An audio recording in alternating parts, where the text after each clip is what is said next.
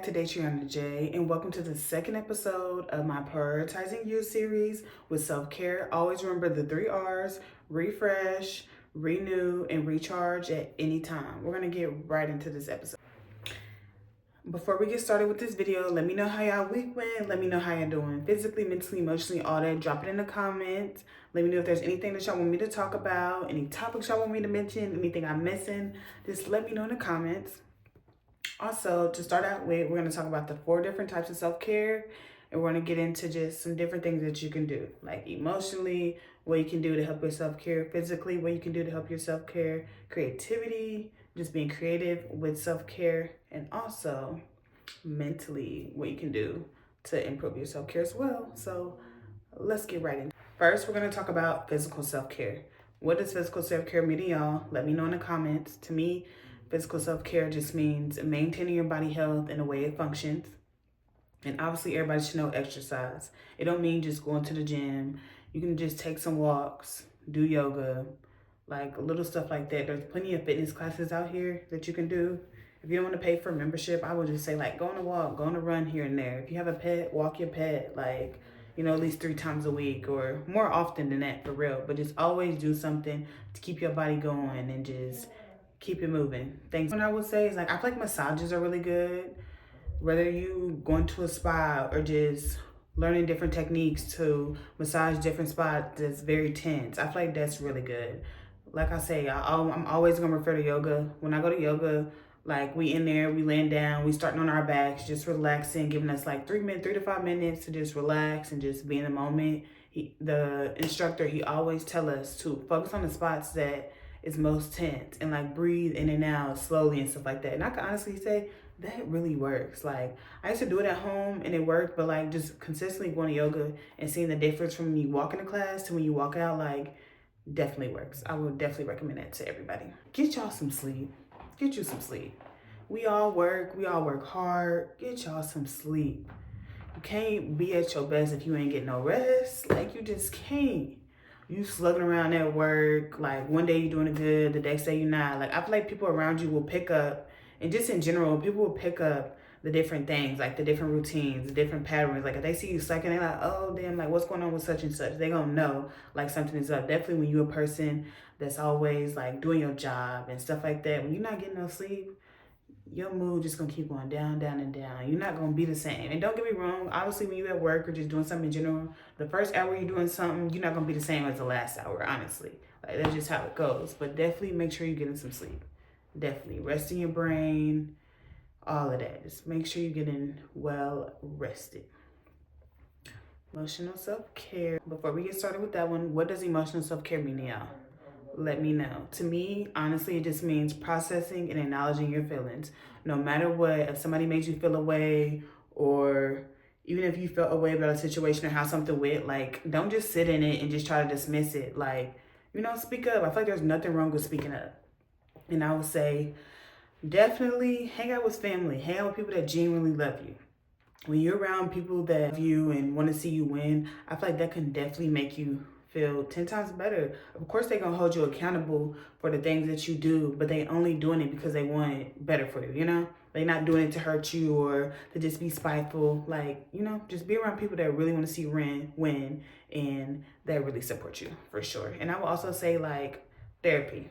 If you don't want to talk to your family, talk to your close friends, go to therapy. I myself been to therapy. Did I like it? Nah, it wasn't really for me because when I talk to the people, it's like everything y'all telling me, I can do that myself. I've done that myself once before. So it's just like, obviously it's a me problem. Like I need to be put more effort in doing this and that. But I will definitely say like, there's nothing wrong with therapy. If somebody tell you, oh, don't go, that's not gonna work, whether they've been to or not, no, try it for yourself. Because what'll work for them might not work for you, and what work for you might not work for them. Just because therapy didn't work out for them, don't mean it won't work for you. Go try it for yourself. And if you don't like it, then you can be like, okay, like, yeah, I agree with you. I tried this, and that. Because I also learned, like, depending on the mindset going into certain things, that's exactly how it's going to be. Or that's how it would end up. You can go into a new job and be like, damn, I'm really not going to like this job. I don't want this job. That's exactly how you're going to be there. You're going to be there miserable because you put that into your mind already. Like, no, just go in everything with a clear mind, an open mind. Just be willing to learn and willing to see like different aspects of things, for sure, because you never know how to benefit you. And that's really all I have for emotional. I feel like with things like that, like sometimes you might even just have to sit with yourself and just realize some things like, oh, I'm what's holding me back, or this is and that is what's holding me back from getting to where I want to go, or just getting to my potential and stuff like that. So I feel like sometimes you even have to just sit with yourself. You might sit with yourself a little bit and just cry it out. And honestly, I honestly feel like when something get to me, I just kind of be like, okay, I give myself a little bit to be upset over it. And when I mean a little bit, like 24 to 48 hours after that, we need to move on because you're gonna get stuck in that area and just be consumed into feeling a way that's not really good. So it's just like give yourself a little bit of time to feel some type of way and move on. Because baby, time gonna keep running and these days is gonna be flying you by and you don't have time for that. So with that being said, we're gonna move into the next topic, and that is a mental. What does mental self care mean to y'all? To me, I just personally feel like mental self care is just always doing enrichment activities, always doing something that's going to teach you or just learning or being able to want to learn. Just have that drive of like, okay, I want to keep learning. I want to do this, and that. Just always be willing to learn. And I feel like just some different practices for mental health would be journaling.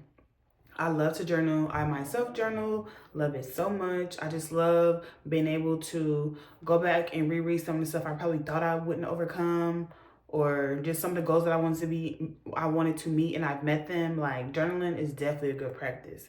Journal your goals. You can even have you a goal journal and then one about just like your personal life and stuff that you want to write down. Like journaling is so good. I would definitely recommend that to everybody. Like in the beginning, I probably only journal probably like once a month. Then I started journaling like so much consistently, and one of my friends introduced it to me. I remember we were just talking about some stuff. She was like, "Girl, do you journal?" I'm like, "No, like I did a little bit, but I ain't really." Then I just started doing it a little more consistently, like every day. Like, okay, write myself a note, like journal once a week. And then I just got into it a little more, and it definitely helps. It just helps clears the mind for sure. I can definitely say that. Like another one for mental is like, okay, there's nothing wrong with listening to music because I personally feel like music is definitely a good form of self care, but we're gonna get into that when I get into the next topic. But I would definitely say listen to podcasts. Sometimes you might have to take a break from music. Listen to some really good podcasts. And with that being said, I have two podcasts for you that I feel like y'all should listen to, and they're on Spotify. The first one is called Just Glow With It. That one is really good. I've been listening to that one for almost 3 years. The lady, she posts, I think like every Thursday. I'm not exactly sure, but I'll just get on there and either I'm listening to some old episodes or she'll have new episodes posted. But I will definitely say go listen to that one. She definitely is very realistic. She tells some things about her life, things she's been through, and how she overcame it, and just give you those day to day feelings and let y'all know like what she do day to day, how she transitioned from working and now that she has her own business and stuff like that. Like if that's something that you want to do, or just you need a little more advice on just certain things, I feel like y'all should definitely go listen to her. She just does a really good job of just being realistic and not just wanting to give people self care advice just for her own benefit. But no, she definitely does it because she cares for people for sure. The next one I would say is Unpack and Bounce Back. I really like the name of that podcast, and that kind of what drew me in.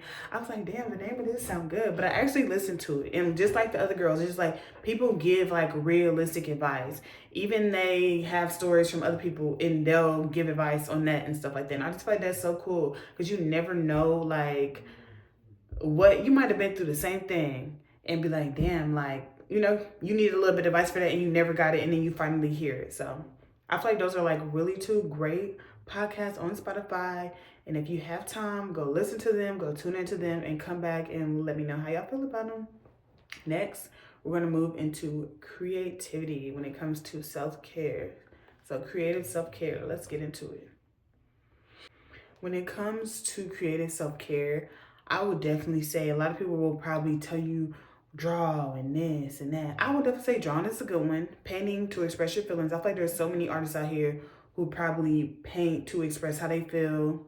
Yeah, I feel like poetry is a really good one. You never know, like just jotting stuff down and writing it, like you can turn into so much different stuff. I feel like listening to music can definitely help you connect with your emotions, or you can even write music. Like, I feel like a lot of these artists, obviously, they're writing how they feel in the moment and stuff like that, rapping how they feel in the moment. all that good stuff. There's so many artists out here that don't even know like their music keeps people going on a day to day because people have been through the same thing, or it just helps them get through. It helps them keep calm and things like that. So I do feel like music therapy is 100% a great thing.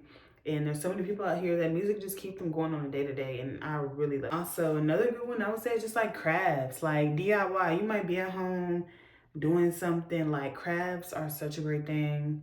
It just brings out the creativeness in your mind. You just never know what you're able to do till you really try it. And I'll also say another good thing is like dancing. I feel like whether you're taking a dancing class or just at home with your music blasting, dancing, I feel like that's joyfulness. Like it brings out the fun and everything. So those are the 4 different types of self-care. If you want to know more about them or if you want me to elaborate even more, let me know in the comments. Next, we're going to move on to seasonal self-care. Let's get right into it. Since the temperature is dropping and it is winter season basically, let's get into how to have a cozy environment. Personally, me, I'm gonna just let y'all know what I do. I light my candles, I get a vanilla scent, I light it, turn the lights down a little bit, and honestly, I just relax. Like dim the lights, have a calm scent going, and just relax. That's the best thing that you can do, okay? I will say that lavender and cinnamon are 2 good cozy scents as well. You can also turn some meditation music on, put some on your TV, or have you a nice little calm playlist going. Like those are always good to get a cozy environment and have it feeling good, you know. Also treat yourself, do a nice hot bath or something, you know, do a foot mask.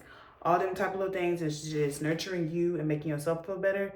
Those are like good ways to get cozy and just have a nice environment. I will also say, like, depending on what type of food you like to cook, for me, I personally like to cook when it's getting cold outside and I'm just in that mode.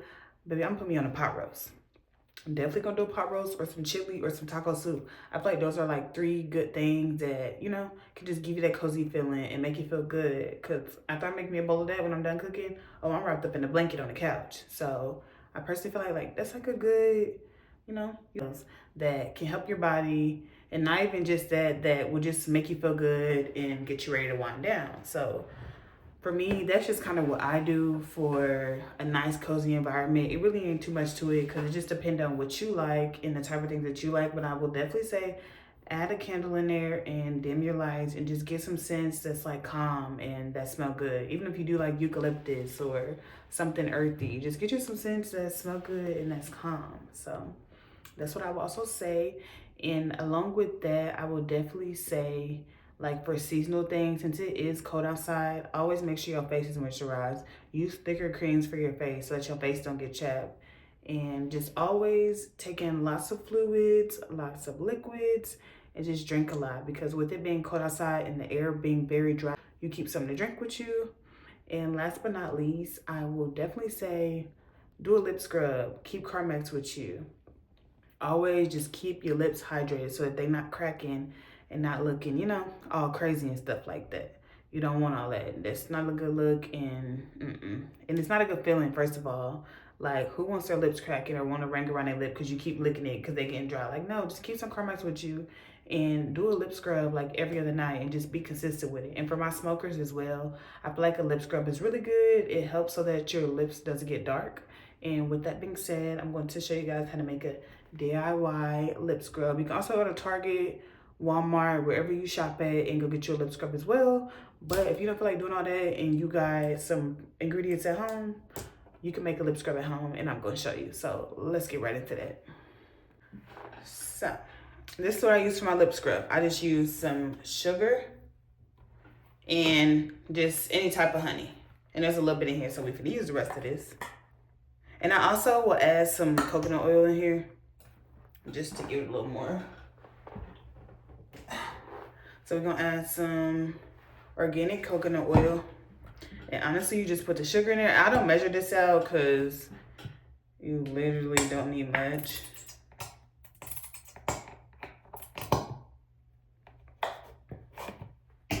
So I got some honey in there, as y'all can see. It got covered up.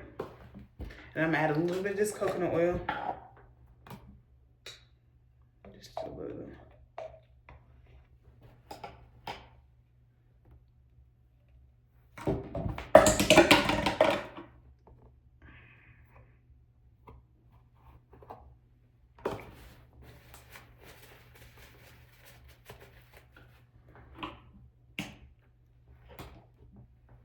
And then we're gonna stir this up real good.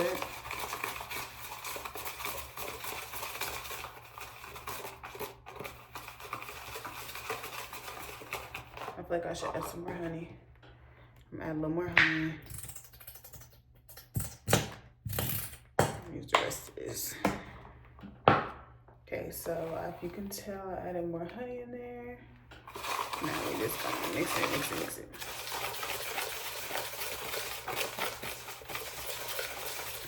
Mix this real good.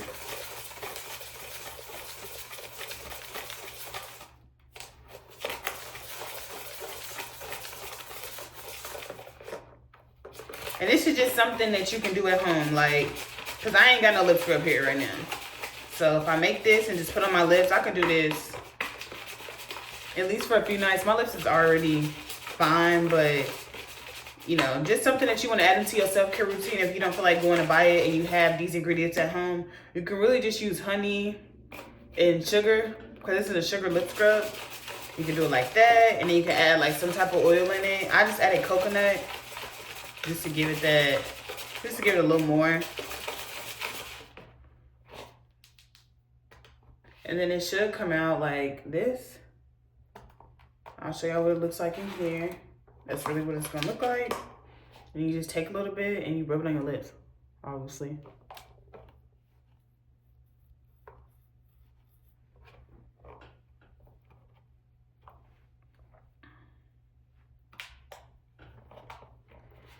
But just do that, rub a decent amount on there.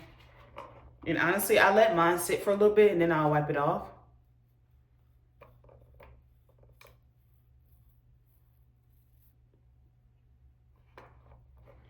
And I feel like for people that smoke, like this is good for y'all, for sure. Or if people with like dark lips, like this is good. It just helps get the dry skin off and then to lighten it as well. But you know you gotta be consistent with it. It ain't just gonna be like that the first time around.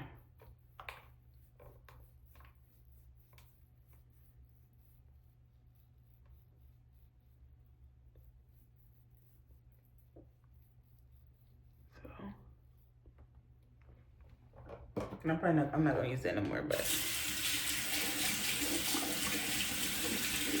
yeah, see I got it on there.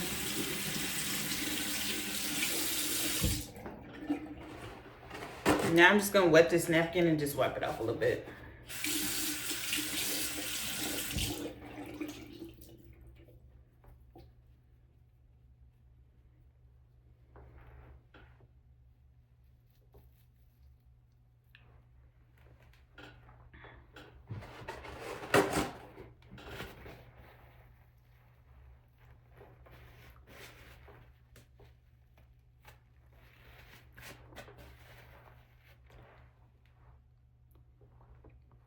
Okay, so this is my lips after, which they definitely feel soft.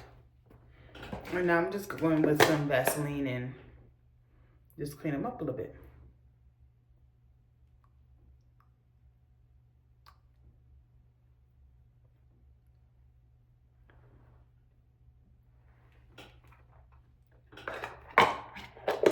So, yeah. I feel like lip scrubs are quick and easy to make, and they definitely make your lips feel so good.